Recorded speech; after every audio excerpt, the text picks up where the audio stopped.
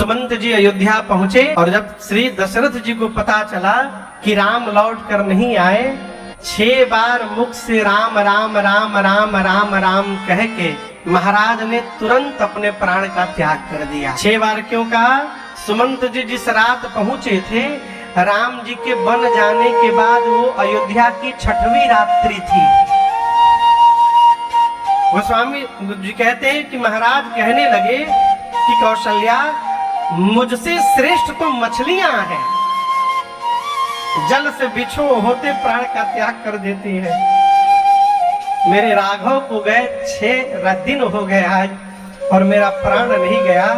मानो प्रायश्चित कर रहे हो महाराज। एक एक दिन के बदले एक एक बार महाराज ने राम राम कही, राम कही, राम राम कही, तन परिहरि रघुबर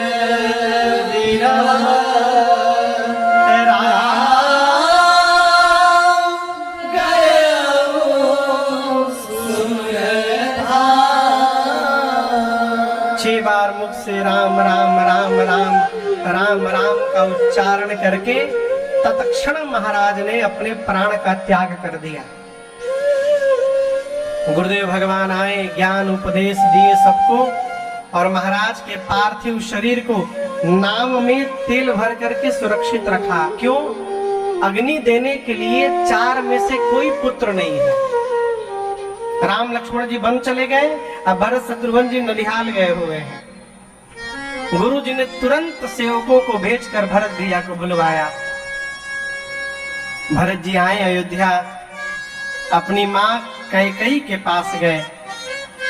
कैकेयी मैया भरत जी को देख करके छाह में द्वार पर गई, आरती उतारी, दुलार करके ला करके कमरे में बिठाई और कहीं भरत मामा के घर सब ठीक है ना आपके? भरत जी बोले माँ वहां तो ठीक है। भरत के घर में सब ठीक है ना माँ? माँ पूछी क्यों पूछ रहे हो? भरत जी बोले माँ, आज के पहले जब जब मैं बाहर से घर लौटा हूँ तो द्वार पर मेरी तीनों माताएं मेरे लिए खड़ी दिखाई पड़ती थी। आज केवल आप अकेली खड़ी थी। और मैं जब अयोध्या में आया हूँ माँ, तो ये अयोध्या वासी न जाने क्यों आज मेरा मुख नहीं देखना चाहते थे। मेरे घर में सब कुशल है ना माँ? कैकेयी ने कहा भरत कुशल तो मैंने सब कर लिया था। मंथरा ने बड़ी सहायता की मेरी, लेकिन क्या कहूँ, ब्रह्मा जी ने एक काम बिगाड़ दिया बीच में। भरत जी पूछे क्या हो गया? कैकेयी मैया ने कहा राम, भरत सब ठीक हो गया था, लेकिन क्या कहूं, अचानक आपके पूज्य पिताजी नहीं रहे। अब गोस्वामी जी कहते हैं भरत भैया ये बात सुने, खड़े थे, कान में सुनाई पड़ा पूज्य पिताजी नहीं रहे। तात तात तात पुकारी, हे तात कह के खड़े खड़े गिर पड़े, लगे तड़पड़ाने भरत जी। माँ कैकेयी संभाल करती है। भरत जी ने पूछा क्या हुआ था पिताजी को? अब दर्शन करिए। माँ कैकेयी जान रही है कि जैसे मैं भरत को बताऊंगी, अब आज के बाद भरत जीवन भर मुझे कभी माँ नहीं कहेंगे। लेकिन उसके बाद भी माँ ने अपने को कठोर करके और अपनी करनी सब बताई भरत जी को। और आपको बताऊं, भरत भैया ने जैसे सुना कि राम भैया वन चले गए, भरत ही बिसरे पितु सुनत राम बन हे तू अपन पाँव जान जिया हकीकत रहे धरे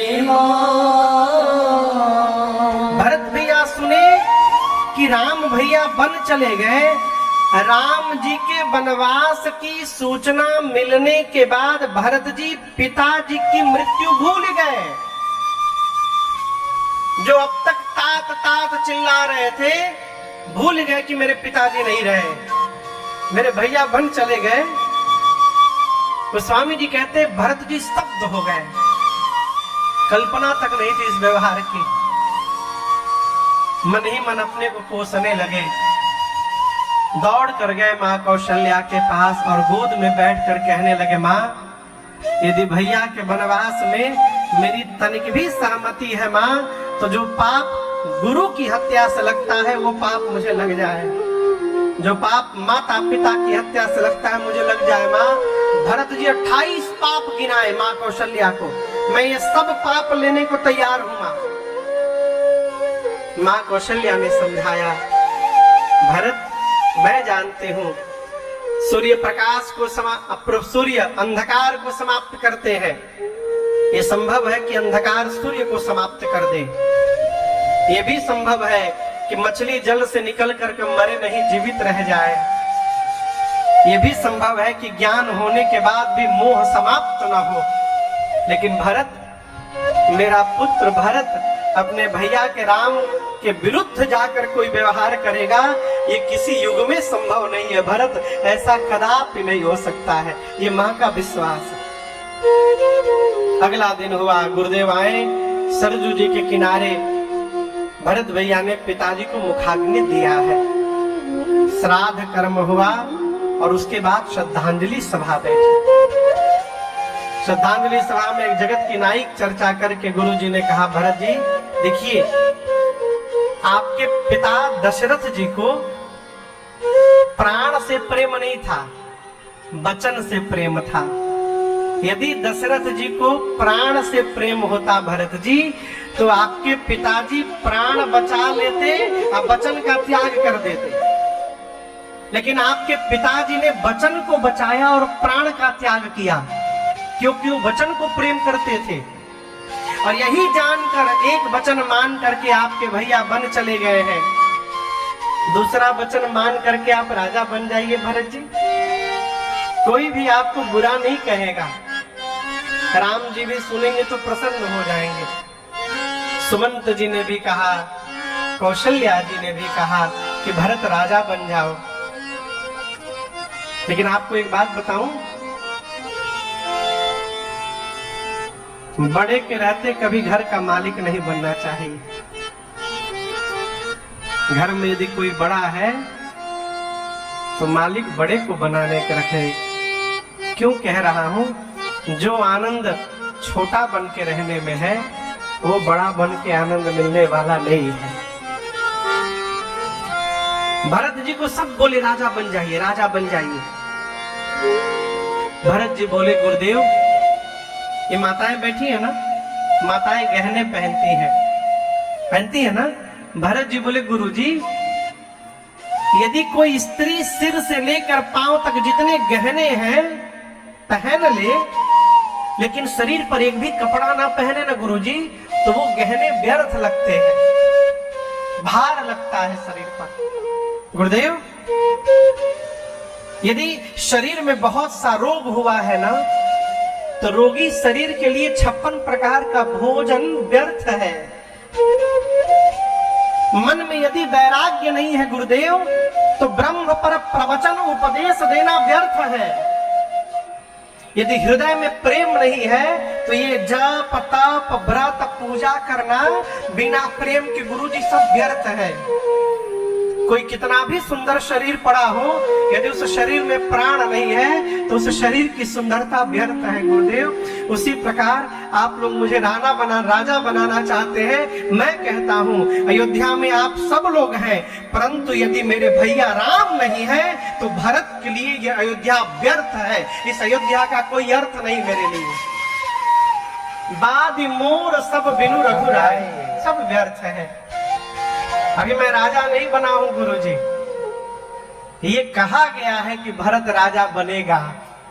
आप देखिए ना, मेरे नाम की प्रस्तावना रखी गई, पिताजी मर गए, मेरे बड़े भैया वन में चले गए। मैं कितना बड़ा पापी हूँ, जिस भरत का नाम आगे आया घर में इतना उत्पात हो गया गुरुदेव।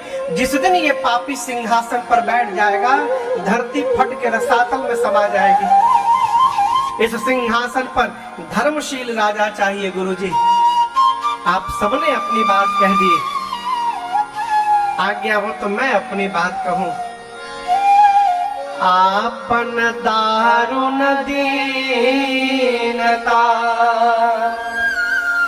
कहूं सबही सिर मैं सिर झुकाकर प्रणाम करके अपनी बात सबसे कहना चाहता हूँ। गुरुजी बोले कह दो भरत। भरत भैया बोले देखे बिनु रघुनाथ पद जिय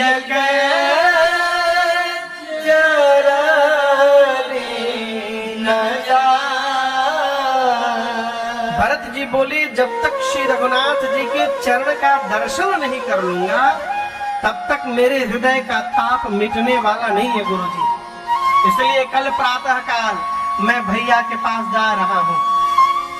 मैं जा रहा हूँ, आप में से यदि किसी को चलना है तो चल सकता है, कोई नहीं जाएगा तो मैं जा रहा हूँ गुरुजी। मालूम इसके बाद भरत जी क्या बोले?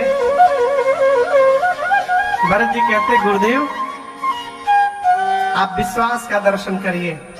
भरत जी कहते गुरुदेव यद्यपि मैं अपराधी हूँ, न मैं जन्म लेता न कई इस पापी को राजा बनाने का सपना देखते। मेरे कारण ही मेरे घर में सब उत्पात हुआ है। इस पूरे खड़मंडल का कारण बीज ये भरत है, ये पापी भरत। लेकिन गुरुदेव मैं एक बात बोलूं, भले मैं पापी हूं, मेरे कारण सब उत्पात हुआ है, लेकिन मुझे एक विश्वास है मैं जैसे अपने भैया के सामने जाऊंगा ना गुरुजी, मेरे भैया मेरे समस्त अपराधों को क्षमा करके और दौड़कर मुझे अपने हृदय से लगा लेंगे। ये मेरा रघुनाथ जी पर भरोसा है गुरुदेव, वो मेरा त्याग नहीं कर सकते। आपन जानी न त्याग यही मोहि रघुबीर भरोस, ये मेरा रघुनाथ जी पर भरोसा। भरत भैया जैसे बोले मैं प्रातः काल जा रहा हूँ। अयोध्या की प्रजा जय जयकार करने लगी। चलत प्रात लखी निर्नौनी के भरत प्राण प्रिय भेष सबही के। पूरी अयोध्या चलने को तैयार हो गई। भरत जी ने कहा जो बुजुर्ग लोग हैं और जो छोटे छोटे बच्चे हैं वो नहीं जाएंगे चित्रकूट। जिसको रुकने के लिए कह दिया गया उसको लगा किसी ने गले पर तलवार मार दिया। उस रात कोई सोया नहीं अयोध्या में, सब जगह रहे। राम जी के साथ गए थे, तमसा के नदी में जाकर किनारे सोए थे। राम जी छोड़ के चले गए थे। यदि आज अयोध्या में सो गए और कहीं भरत जी छोड़ के चले जाएंगे तो पूरी अयोध्या जगी रही रात भर। भरत भैया पवित्र सेवकों को बुलाकर अयोध्या के रख रखाव का भार सौंपा। गुरु जी से बोले भरत जी गुरुदेव आज्ञा हो तो हम अभिषेक की सब सामग्री ले लेते हैं। आप चलते ही ना वन में पहला काम करिएगा, भैया का तिलक कर दीजिएगा, उनको राजा बना दीजिएगा। गुरु जी बोले सब सामान ले लो।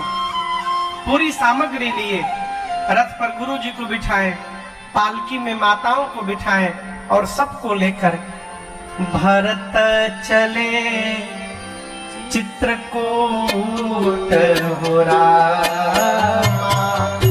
राम को मनाने। भरत चले चित्रकूट हो राम को मनाने। राम को मनाने सिया लखन को मनाने। राम को मनाने सिया लखन को मनाने। भैया भरत चले चित्रकूट राम को मनाने। भरत चले चित्रकूट राम को मनाने। बनसिया राम समुझी मन माही, बनसिया राम समुझी मन माही। सानुज भरत पया दे जाहि, सानुज भरत पया दे जाहि। संग साधक से दयाले हो राम, राम को मनाने। साधक से दयाले हो राम को मनाने। भरत चले चित्रकूट हो राम, राम को मना सिया राम को मना सिया राम को मना। भरत जी पूरे समाज को लेकर के चले। पूरे अयोध्या वासी अपने अपने वाहन पर गए। भरत जी शत्रुघ्न जी पैदल पैदल जा रहे हैं। क्यों?